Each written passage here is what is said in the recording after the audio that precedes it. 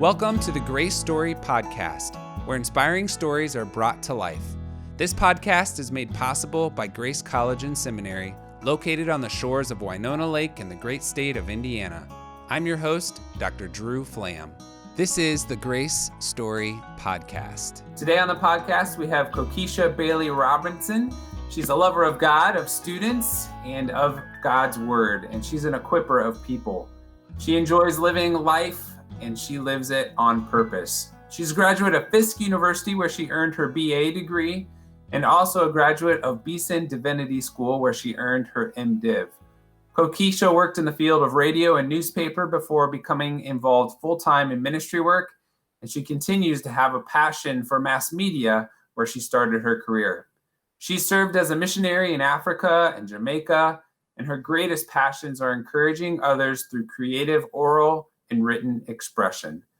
She writes for several devotional sites and has contributed to 4 books, 2 of which she co-authored: Farther In and Deeper Down, written by the Bailey family, and The Inheritance, written by the Bailey family. She and her husband, her seminary sweetheart, Reverend Timothy Robinson, enjoy being students of the Word and observers of the world. They love animals, history, and traveling and building up Christian leaders. Most recently, Cokiesha accepted the role of Associate Dean of Student Diversity and Inclusion at Grace College. Cokiesha, welcome to the podcast. Good to see you. Thank you. Good to see you, my friend. Good to be here. Well, thank you for joining us via Google Chat. Tell me, where in the world are you? Hey, everybody. I'm in Dallas, Texas, my hometown, the all-American city of Dallas. Go Cowboys. And I'm just thrilled to be at Grace in this medium because it makes me not feel so far away from you all, and really excited about the move in the fall to Indiana. Yes, we cannot wait to get you up here. I know that's been the plan for quite some time, and COVID-19 has changed all of our plans and all of our lives, and we'll get into that a little bit even today, but appreciate the way that you have flexed and changed even how you've operated in starting this new role at Grace. And we're excited just to get to know you for a little bit today. Thank you. My joy to be here. Well, let's go back to the beginning. You grew up as a pastor's kid. In fact, we just talked about some of your books written by the Bailey family. And so I assume that there are other Baileys who are writers. Tell us what it was like growing up in a home where ministry was happening, and what it was like being a pastor's kid. Oh, my goodness. We would have to do this in like 6 or 7 parts. But you all can grab some coffee with me. I'd be happy to share the journey walking along the beautiful campus of Grace. It was awesome. It was stretching. It was overwhelming. It was beautiful. And it's something that I cherish. And it's a life that I can't undo. I'm the daughter of a preacher, the wife of a preacher, and I'm a woman that became one. So I couldn't unscramble this egg if I wanted to. And although it was something that I really ran from as a child, being the shyest of the kids at that time, people don't believe that when they meet me now. That's because I'm different. God changed who I am. However, at that time, I just liked being the daughter that rooted for my parents on the sideline and in the background. And so it was an honor to be their daughter, watching them move the ball further down the field for the kingdom in black and white circles. And my dad has been in glory almost 17 years, but I feel like he's still mentoring generations of preachers and pastors, which were his heart. And my mother has been a mentor to pastors' wives my entire life. And in their speaking ministries and in founding a church, the church is just 2 years older than I am. It's been great to grow up with that church and to have multi-generational friendships, and then to see my dad's successor pastoring in such a pioneering way in his own shoes has really been beautiful. And now I'm almost a middle-aged woman that can go back and encourage preachers' kids of the next generation to maybe hold their hand and walk them through some landmines. And certainly as a woman in ministry, to do the same for young ladies. Every time I've been at Grace, women find me to say, what do I do about what God is calling me to do? So now I'm just so excited and proud and grateful for any stresses that growing up in a pastor's home caused, because now those scars are badges of honor that help me to help younger people navigate And so I wouldn't have met Jesus without growing up in this pastor's home. I wouldn't have seen a passion for having a vision in life that's greater than yourself.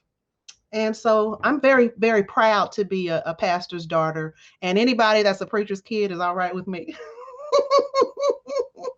I was a principal's kid, and What thanks? This is same people. yeah, I mean, I visited the principal's office, but it was never for good reasons, it seemed like. So, um, My sister's been a principal, so she would probably identify with many of your feelings on that. But both of us and so many listening have leaders as parents. So we had a fishbowl that people were always watching that we couldn't escape. And so it's helped us to learn that you're leaders, whether you want to be or not. People are always watching. So to remember to reflect Christ and to be authentic and to love people. So I'm thankful for the life. I wouldn't trade it. well, you mentioned that, ministry, working with students. I mean, that wasn't your original direction. You went to college as an English major, and you're a writer turned speaker and worked in the mass media industry. Talk about that season of life and what led you down that path, and talk about how that's fueled your passion for even social media and how it can be used for God's glory. But I'd love to just hear how your journey originally started out of college. Oh, thank you very much. So I went to I went to an awesome high school in Dallas, Texas, and so many leaders made a profound impact on my life there. But particularly Sonia Stewart, who was my journalism teacher. And have you ever had a teacher that you loved so much and you respected so much, you just did what they said? And so during that season of life, I had gone on college tours and fell in love with some campuses, but hadn't yet found the campus that spoke to my soul, kind of like Grace, which we'll get to. However, she said, I want you to look at Fisk University. Do you know who's come out of Fisk University? She started calling the roll Nikki Giovanni, Zora Neale Hurston, Booker T. Washington. So then that made me feel like if they went to Fisk, I'm interested. And I went solely based on the reputation of Fisk and Miss Sonia Stewart's push. And she saw something in me I didn't see in myself, a gift to write. And she said, I want you to major in English because then you're marketable in all fields, no matter what you become. And so I just decided if I'm going to be a journalist, which was my heart at that time, let's do English and emphasis in mass comm. And on that campus, I had a radio show, or at least participated in many radio shows. I wrote for the Fisk Forum newspaper. That gave me a lot of joy. I would MC programs when we had people coming for performances. Just communicating seemed to be the bent that God was and the path God was leading me on. And then I graduate and land some awesome jobs in radio, selling radio, radio gets results writer, and on. Customer rep. I think I got the number one sales award one year. I'm like, I'm not even a salesperson. That was the grace of God. But all things radio and magazine were things that I were interested in. And then suddenly I saw God shifting. I call them sovereign shifts because after several promotions, I lost interest and sensed that God was urging me to go into ministry work. And that was the beginning. Now, looking back, of how God will call benedictions to call invocations in life. And that transition is not a dirty word. And I plan on writing that. I love writing books, contributing to books and writing books. One book that I'll be writing is Transition is Not a Dirty Word. People don't have to feel bad for moving on into a new place of grace. And so I worked at the Concord church as an administrative assistant because that was the only job that was available, which was awesome. But I remember people feeling like, why would you leave such a prestigious job in Las Colinas, Texas, which is pretty posh? It used to be the place where the Dallas Cowboys, lived. And so it's like, why would you leave that part of town to work here at a church? And my dad really struggled. I saw the struggle of a pastor daddy. Like, I didn't I didn't send you to college for you to come be the church secretary. So now secretaries are more empowered. They are called executive assistants. This was 20 years ago when they were church secretaries. And so I just remember saying, Dad, it's not prestigious. It doesn't pay much, but I'm so fulfilled because this is where God wants me. And I really believe it was answering the phone and opening mail and praying for people that called and needed a prayer. That God just opened my heart to. This is servitude. In life, you'll get some fancy titles, and some people will exalt you because some titles seem more prestigious. But this work here, this is the nuts and bolts of ministry. And I'm grateful. And so that was the beginning of a ministry path that led to becoming a speaker, because then people started saying, since you work here now, would you like to speak for the women's breakfast? Would you like to speak for Women's Day? And then eventually pastors started calling, I don't want you to just come for women's events. Can you just come speak at our church on Sunday? And so I've been doing itinerant ministry as a traveling minister maybe 20 years. It just seemed like itinerant ministry started immediately when I started working at church. However, seminary came in there somewhere, like in the next 5 to 7 years after that. And then after seminary, ministry jobs on staffs at churches on other levels. So that meant a lot to have the experience with administrative staff and experience with ministerial staff or ministry staff. So I don't regret it. In seminary, I felt deeply insecure. Like, why would you call me into ministry? And I didn't take Greek and Hebrew in undergrad. Or I majored in English. I could have been majoring in theology. And I just felt the Spirit saying, I never waste anything. So you're a writer. This means you'll be a writing minister, a writing speaker. And so now with every book that's published, it gives me great joy and reminds me that God's plan is not thwarted. And he doesn't invest something in any of us in any season to go to waste. And so anything I brought from working at the church or going to seminary or in publishing, I bring to the kingdom, and now I bring to grace. Well, you mentioned seminary, and we have a seminary at Grace, Yes. Grace Theological Seminary, a wonderful seminary. Excellent seminary. You also talk about that being a hard time of life. So tell us a little bit about that season and advice you'd give to others who are considering seminary or are considering making that step from, I've been in business, I've been doing something else, and I'm considering this transition to ministry. I'm considering seminary. What did you go through, and what did you learn from those experiences that you'd pass on to others? I am a non-traditional student, so many of my peers in seminary were significantly younger than I was. So I have lots of little brothers and sisters from seminary. I was well into my 30s there. And so to some, I could appear that I'm a late bloomer. And so if there's somebody listening that feels like you're behind the ball or God gave you a curveball later in life, I represent you. And so I want to say specifically to you that God's plan A may look like your plan B. I want to make sure people get that. Our plan Bs were always God's plan As. And we don't determine how fast the ball goes. My sister wanted to be a teacher since we were kids. I'm 2 years older. They would ask her. She spoke at Grace last year. Thank y'all for taking such good care of her. Shaniqua, what do you want to be at 5? A teacher. At 10, a teacher. At 27, a teacher.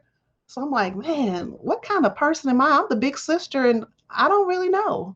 I lived in fantasy a while. I want to be Miss Piggy or Wonder Woman. And then at 15, I think I love radio and magazine and newspaper. And then that path grew, but I was well into my 20s working in mass media. And then not even until my 30s was I really put into the deep water of ministry. Now at 47, my heart is singing. And I see I didn't have to keep up with my sister or have the same path of my sister and others. It doesn't make one better or one worse. It just means that God had different navigation systems. And so I want to tell people, trust God's plan even when you don't understand his timing. Give yourself to the process. Be flexible. Some come out of college and seminary and get great jobs, and some have to do things that sometimes we feel like is beneath us. But God doesn't waste that. And he utilizes it, and he develops our faith muscles and shows us what servitude really is and humility. And then I want to urge people to really understand that God gives us on the job training. I was hyperventilating over I'm in class and there are not many blacks. That can be intimidating. I'm in class and there are not many women. That can be intimidating. I had come from a culture that believed that maybe women should do this, but not this. That's deeply overwhelming. But then you come into the knowledge, the older you get, that I'm here to please the Lord, and all I need is that one applause. And if my life is bringing glory to his heart, then it doesn't matter when people have different theological views, because I know who I am in Jesus Christ. I'm not here to prove anything, but neither am I here to dim my light to make others comfortable. And so I want to say, be yourself and give yourself permission to evolve. Who I am at 47 is not who I was at 37 or 27. Thanks be to God. But now I have a voice that stewardship of the voice is what I live for. That this role at Grace is not about me being an African American face so everybody can be proud that we hired a Black woman. No, no, no, no. This is a partnership that God has brought Grace and Cokiesha together for kingdom expansion. And so other people that look like me can know there's a place for you here too. And so even when it's uncomfortable to speak up, stewardship and responsibility and accountability cause us to have to speak up and to not escape life tensions. So if you have a similar calling that it's unpopular, people would often say 20 years ago, women that want to do this in the church, they're troublemakers. But now I get calls from the same people saying, thank you for being a trailblazer. So I just want to tell people, give your life time, because titles change, but God is in the business of changing people, personalities, and paradigms. And I'm so thankful to have experienced them all. Cokiesha, I think you're like a walking, like 140 character Twitter sayer, like constantly. It's like, oh yeah, got to write that one down. Oh, got to write that one down. Oh, there's another good one.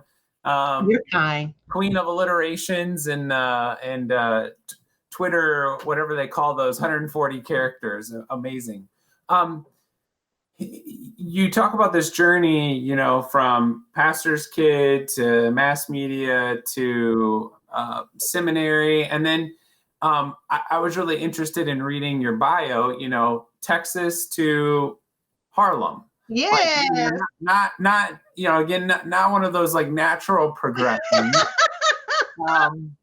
So, I mean, what was your time like in Harlem, and what did the Lord teach you in a very different and unique geographical location from where you came from? And I think about that because I think of students who come to Grace from, you know, all over the world, and in a similar way are coming somewhere geographically unique, and for a period of time are here to learn within that unique setting. And maybe some of the things you learned from being uprooted from the familiar and placed into the unfamiliar. That's beautifully said. Wow. I can't take any credit for this because this is not a path I would have chosen. Outside of the jobs in radio, every job I've had has been one where God placed me there. And so I have to be sure that we don't toot our own horns, because none of these spots were given to me because of my pedigree or bio. It's really been by the amazing grace of God. I choke up because I'm so thankful for God's selection process. And many times he's not calling the qualified, he's qualifying the called. And I'm so thankful for that. And that's why it means so much to me to inspire and encourage students with other outstanding leaders there, that wherever you go in life, you must live in a state of preparation, but you must also be flexible to where God sends you, even if it's outside of your context or your culture. Now, I'm really at home in the South, Black or white. anywhere in the South. We're going to have barbecue. We're going to have tacos. We're going to have a great time. I'm very thankful to be a daughter of the Black church experience, because the global Black church and our local Black church has been my seminary before I went to seminary. Exposed me to some amazing preachers, theologians, teachers, and my lifelong friends since I worked at Concord Church twice. But I knew that I needed an experience beyond our culture. And I knew that God had used Concord to give me roots and wings. And there comes a time when God says, now take all you've learned here. Now I'm transitioning you so you can take what you know and let others benefit from it. But I'm also, most of all, placing you somewhere where they can teach you. Because after graduation from seminary, sometimes we can become prideful and think, I have so much to share with the world. This seminary taught me so much. But I got to tell you, my first job post seminary showed me everything I didn't know. And as awesome as seminary is, and if people are interested in seminary, come and talk to me, because I'm an advocate. I'll push you to go to Grace Seminary or the seminaries that I've attended or others. But I have to say, growing up Southern gave me a strong theology. But going to New York helped me marry theology with sociology. The benefit of growing up in the South is that I come from the Bible Belt. We know the Bible. We don't know it all, but we know the Bible, and I'm thankful.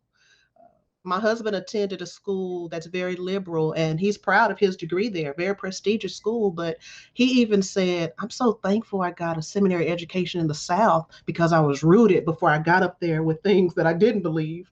But then they exposed him to things that the South should have exposed him to. And New York exposed me to things the South should have exposed me to. And so I'm so grateful.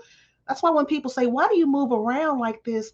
Because doggone it, I want a worldview.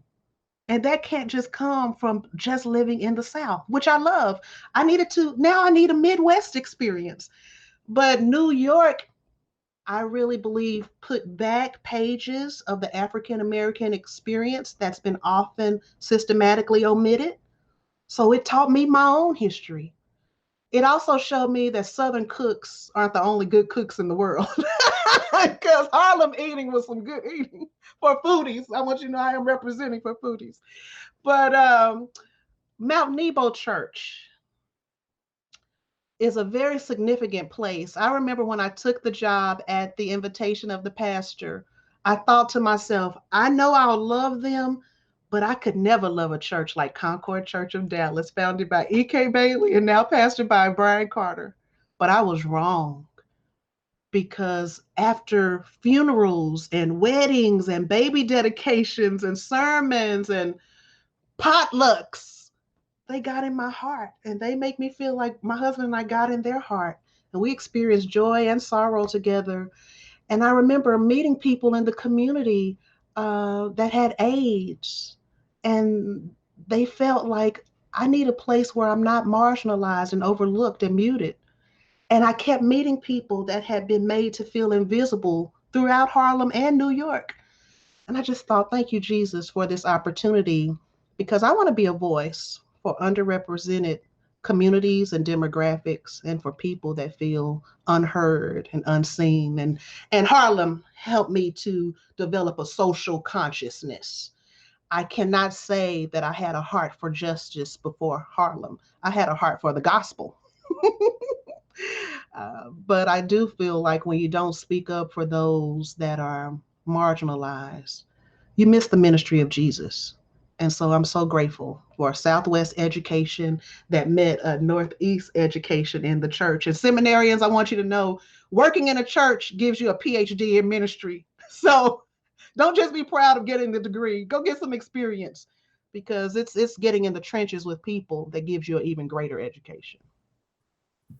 Thank you for sharing about God's work through your time there in Harlem. And we're excited now to have you get that Midwest experience and come up here to Grace. And I want to fast forward just a little bit in the time we have remaining to ask, first of all, how did you hear of Grace College, and how did you become familiar with the Grace College community and grow in your passion and excitement about, hey, maybe I can make another geographical move and try out the Midwest. So tell us a little bit about getting connected to Grace. Sure. And it's not just a sitting around like, where can I live next? I don't believe in just going out there on your own. I mean, moves that are inspired by the Spirit. But because God has been shifting in these recent years and nudging me, be open to when I send you to new places, I don't allow myself to be pigeonholed. And so when there's a unity and a kindred spirit like that of Grace, then my antenna is up about what is God doing. So to answer your question, I finished working on the ministerial staff at Concord. I mentioned I had worked there twice, once pre-seminary, once post, once where my dad was the pastor, once where the current pastor, Pastor Carter, is the pastor.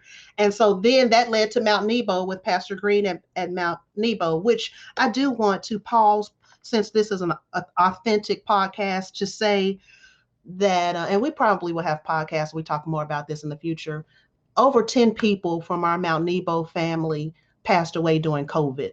And I know this is kind of taking a different turn. I'll be back to the question, but I can't say the name Mount Nebo without my heart skipping a beat, knowing how heavily impacted that church and New York and Harlem have been to COVID. So I just want to please ask everyone to pray for Pastor Johnny Green, who was our pastor there, and to that community, because they are still like home for us. And so I guess I want to say, after Mount Nebo and coming back to work for Concord, I felt after 4 years that God was saying, you wanted to work for your dad, you did it. You wanted to work for Pastor Carter, you did it. You wanted to get an East Coast experience. And my dad said before he passed away, you're going to need to work in New York because opportunities for women are greater there and you won't have the red tape of the South. So I just felt like all of those experiences brought this moment, a culmination of who I'm becoming. And so maybe in the 4th year, after the second time of working for Concord, God said, you got the tools, you got your dream, you worked for the church that raised you. That was your thank you note. And you supported both pastors and you learned. Now there's some other things I want you to do. And I said, well, what is it? Again, I'm talking to the non-traditional called people. And God said, I'll tell you once you resign. I'm like, oh my gosh. I don't have the path that people have that feel like, and I quit and went to this job and live happily ever after. No, I cried so hard resigning because I didn't want to go. But I had come to learn to trust God's sovereign shifts. And sometimes obedience is agonizing. All you have to do is read Genesis 22 and watch Abraham and Isaac's journey up Mount Moriah. Obeying God doesn't always feel good. So I cried, I resigned, and my pastor said, do you mind me asking, what are you doing next? And I said, Pastor Carter, I honestly don't know, but I believe the next season, the Spirit is saying, you're going to be doing full-time writing and full-time speaking, and the establishment of a ministry where you can speak, teach, mentor seminarians, and write full-time. He said, wow, I believe you'll do all those things, and we're proud of you and we're praying for you. My husband took a job in Houston. It gave me a chance to exhale from a lifetime of ministry. Sometimes ministry keeps you energized. And just to be honest, sometimes ministry is exhausting. It's purposeful exhaustion, but it's exhausting. So I got a chance to take a break. And in that season, God spoke to me. I want you to establish Crossspring Ministries and be available to be a full-time mobile ministry. And you'll go around the world teaching and preaching and sharing and mentoring. And I'm like, but who's going to call me? Nobody even knows I'm available to do this. He said, you don't worry about it. I market you. You don't market yourself. And as sure as I'm sitting here, a year later, my calendar was just filled with, we preach at this church, we speak at this seminary. And whenever I got to seminaries, there was something home about it. And when I went to colleges, I didn't want to leave. And I started seeing this is the birth of something new. But it felt familiar because this was the feeling that happens when God is saying shift. And so that takes me to Grace College. Now, 3 to 4 years ago, I don't remember the year. Shout out to Dr. Rada, who even told you all about me, a dear brother from Beeson, now a rock star in Grace. I get to Grace. God had been silent for months. And I'm like, what in the world are you doing, Lord, at this season? And when I walked on the stage at Grace, you all didn't know this, but I knew that the Spirit put in my heart, I made you resign from your last job to do more of this. And I can't tell you the joy. Speaking at Grace wasn't a new experience because I had been speaking at colleges before, but it was a settled peace that you're in the right season that I called you to. And then the next year, Brent, my brother beloved, invited me back. And that visit, I just felt like I love this place. Like I went to school here. And that can only be explained by God's grace and the Spirit's activity. And what was unique about Grace is that students started reaching out to say, can we have coffee with you? Can we come to your B&B? Where are you? Can we spend some more time with you? And literally, I would have a full day schedule. And I just started thinking there's something unique in the just happening in the air here. And then it's a breathtaking campus. And to meet the students, it just meant a lot that they would want to meet me, a stranger, and confide and feel like this is a safe place, get a hug, prayer, encouragement, ask questions, and go on off. And then Kiana comes to town, is like, you told us in chapel if we ever came to Dallas, we could call you. Well, me and my friend are here. And so I'm like, somehow these strangers have now become my pumpkins. These kids are now my kids, our little brothers and sisters. And so maybe between the second and third visit, I felt God put in my heart, you're going to be here and be open to an opportunity. And I told my husband long before you all posted this job, God wants me to be at Grace. I love them. I cannot explain the joy that I have when I'm there. And he said, Cokiesha, you go a lot of places, but the happiness is on another level when you come back from Grace. So um, I told him a year before this job posted, or two. And so whenever people talk to me, they're going to always hear me say that I'm motivated by God's unctions, which we say in the Black church, by his spirit. And I trust him. I trust the Spirit because feelings are fickle and thoughts are fleeting, but the Spirit is consistent and sure and never changing. And the same God that said, you belong here, you're going to be here, provided the opportunity. And so I just want people to know God gives on the job training. Our plan, our plan B was always God's plan A. And you can trust the navigation system of God. And I'm so grateful that he's navigated us to one another. And I want to be there a long time. Y'all are my family, and I love you. And I just can't wait to be there with you. That is amazing. And I know being here at Grace that talking to students, when you ask students, who are your favorite chapel speakers, Cokiesha always came up as, oh, we always look forward every year to when Cokiesha is going to come speak. And I remember the job being posted and then hearing that you were interested. And I'm like, wait, the favorite chapel speaker lady? Oh my God. Here full time? That's awesome. Oh my goodness. And so it's just neat to see how that has come full circle. And like you said, how the Spirit has moved. And in God's providence, you started at, the most unique time we have experienced in a long time as a nation. I think you started in March or February or April, somewhere in there, right? It was definitely March. My mother came. She was like, I want to see what you love about the school so much. She flew up there with me. She said, I just want, if you're moving there, I got to see who are these people that you love so fast. And I said, why don't you rest? I'll have my first day. And then the next day you can come to chapel with me. And they said, we'll tell everybody about the hire once you get to chapel. And then the school closed the next day. Wow. That's amazing. And you have, that being said, you've started. I mean, you've been working. I'm in. And tell me just a little bit about the last couple months and what you've been up to in your new role at Grace and interactions with students. Oh my goodness. One thing I can say for sure is that this pandemic, and you know this because I see all that you're doing, and you're doing way more than what we see. A pandemic has not stopped productivity. Can I get an amen?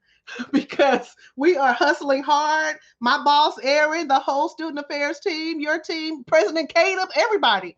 So I love the fact that starting in March, I began to be full part time.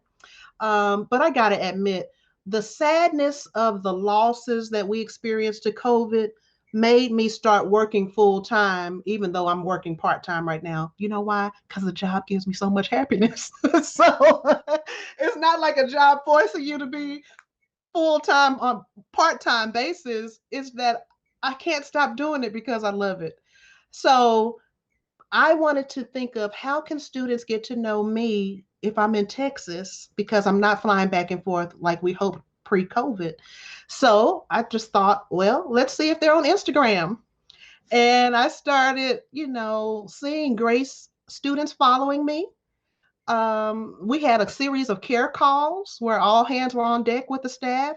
So just introducing myself to those students, some of the and telling them I'm on Instagram if you ever want to say hey, and then just getting the word out. If you want to have an appointment with me, pop me an email.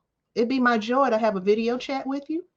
And so I just remember students started responding immediately. They started saying sending private messages, DMs on IG. Hey, Miss Cokiesha, I want to get to know you better, or can I talk to you on WhatsApp? So several did that. And then some people were like, I think that was you that called me, but I didn't answer because I didn't know the Texas area code. So some would text, some would send a DM, some would email. It's just been nice to have many different ways of communicating with students.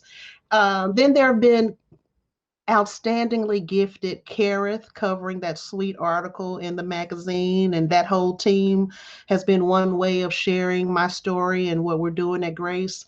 And on and on and on. The weekly meetings with Aaron and his team, man, they've been so just a wonderful training as far as giving me a lens that looks beyond the singular lens of being the chapel speaker to now seeing everyone's role and the joy that it gives me of seeing them and their purpose.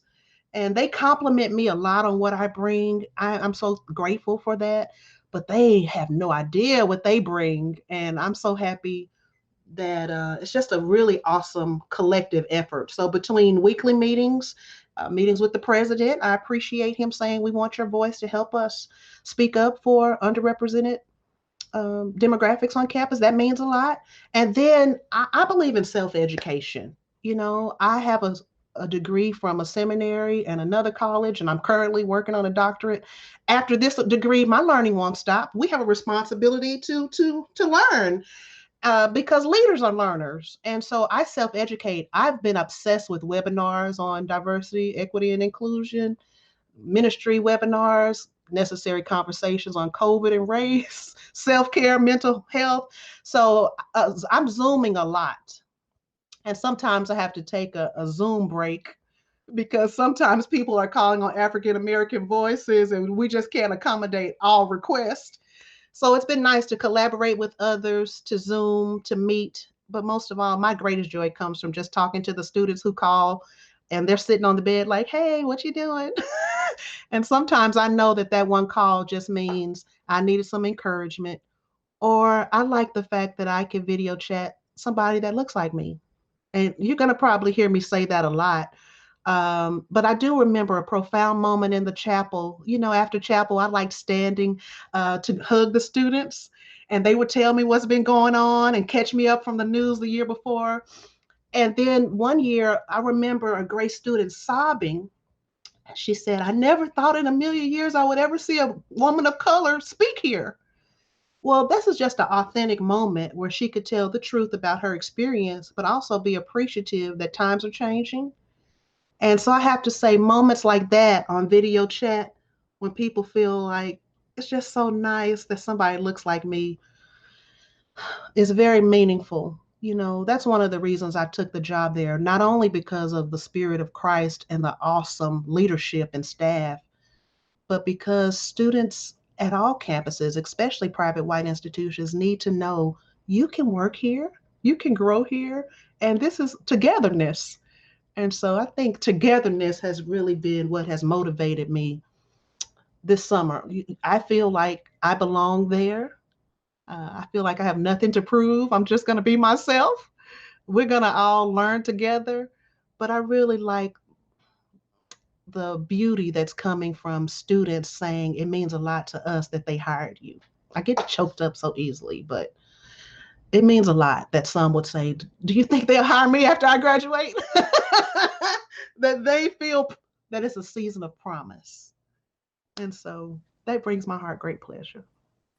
Well, thank you for sharing. And we could spend probably a couple more hours or days even just talking about the last 3 months and Right. things you've learned and things you could educate us about. And I look forward to having that happen more and more on our campus when you get here. And you may have to trade out those hugs for fist bumps for a while. Yes, I know. But we're so excited to have you soon and very soon. And I appreciate you taking some time today to even just share a little bit of your story and help us get to know you a little bit. And we're excited to have you as a part of the Grace family. Thank you. It's my honor to be here. Thank you for all of your work. Well, I want you to know we see you moving and shaking, and your ministry really matters. Can't wait to be there with all of you. Well, if you didn't hear it, you can, of course, check out Cokiesha on Instagram. She was giving me a few social media tips even before the podcast started. She's prolific and good on there. So check her out. And thanks, everybody, for listening to the Grace Story podcast. Our music was written and produced by Dr. Wally Braff, Assistant Professor of Worship Arts at Grace College. And thanks to our co-producers, Andrew Palladino and Rick Neer. And of course, if you can do a huge favor and rate, comment on this podcast, share it, we'd be so grateful. Until next time, live your best Grace story today.